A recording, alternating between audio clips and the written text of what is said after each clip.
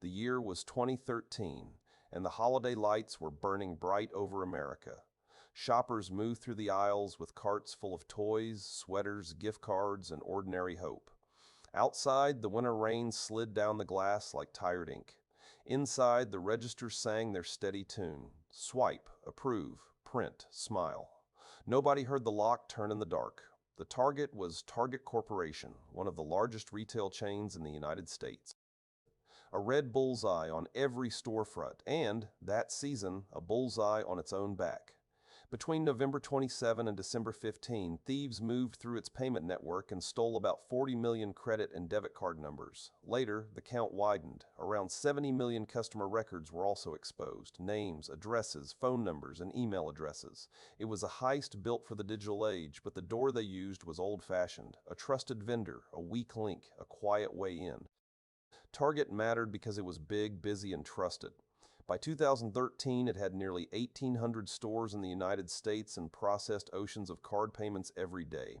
Its point-of-sale terminals were not just cash registers. They were networked computers tied into payment systems, store servers, and corporate infrastructure. During the holiday rush, those systems were pumping card data like blood through a city of wires. On paper, Target had invested in security. It had a security operations center. It used FireEye malware detection appliances.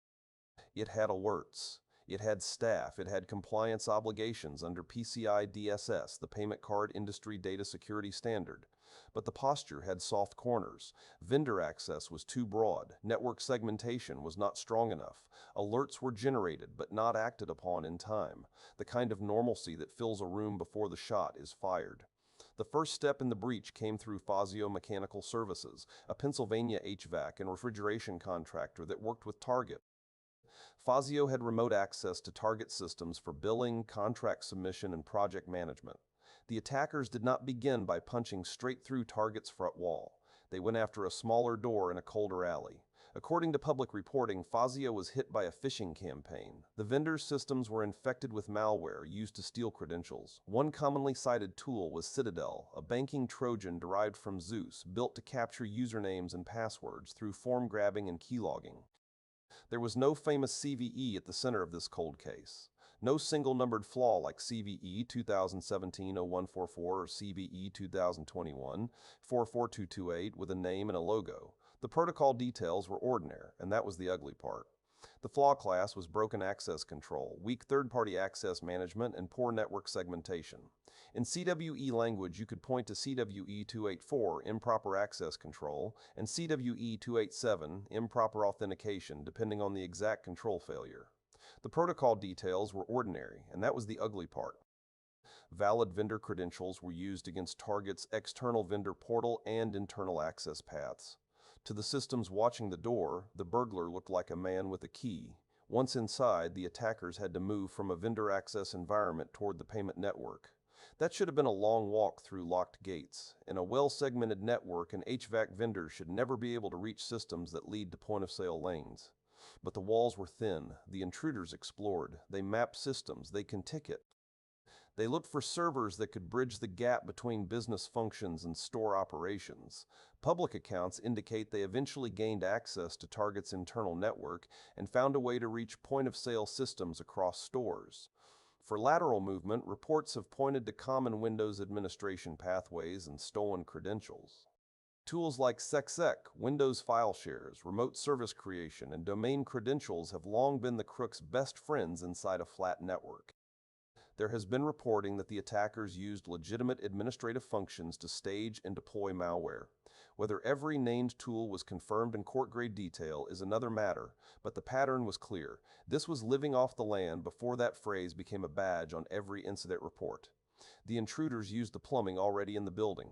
The payload was point-of-sale malware, commonly linked to a family known as Black POS, also called Captoxa.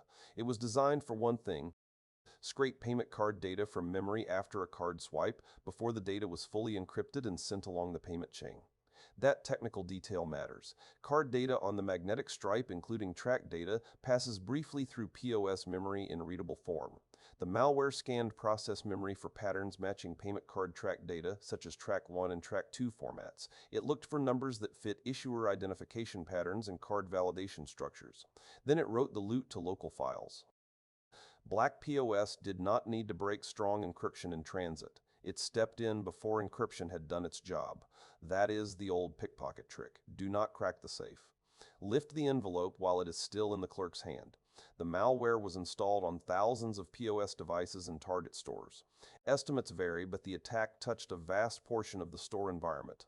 The stolen card data was first staged inside Target's own network. Reports identified compromised internal servers used as aggregation points, including systems that collected the scraped data from POS machines. From there, the data moved out. The thieves used external drop points and command and control infrastructure to exfiltrate the goods. Public reporting identified staging to compromise servers, including systems in the United States and abroad, before the card data was moved to attacker-controlled locations. The exfiltration was not one dramatic flood. It was more like a leak behind the wall, steady enough to ruin the house before anyone smelled the mold. The card numbers soon showed up in underground markets, where fresh holiday cards carried a premium price. There were warning signs. Target's FireEye system reportedly generated alerts about malware activity. The company had the technology to see smoke. But alerts did not become action fast enough. That is one of the hardest lessons in the file. Detection is not defense unless somebody investigates, escalates, and contains. A security tool that cries into an empty room is just another radio playing in the rain. Network monitoring should also have raised questions about POS systems communicating in odd patterns, unusual internal staging, and outbound transfers to suspicious destinations. But the attackers moved during the busiest season of the year, when noise was high and every register had to keep ringing. The damage was heavy. Target disclosed that about 40 million payment card accounts were compromised. It later said personal information for up to 70 million people was also affected. The company offered credit monitoring and worked with banks and payment brands to contain the spill.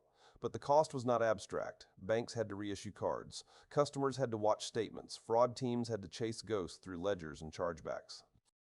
For ordinary people, it meant the dirty little feeling that comes when a machine takes your money and nobody can tell you where your name has been. Financially, the breach cut deep. Target reported hundreds of millions of dollars in gross breach-related expenses over time, offset in part by insurance. Public filings and settlements put the total cost in the range of roughly $290 million before insurance offsets, with net costs lower after recovery. Target agreed to pay $18.5 million in a multi-state settlement in 2017.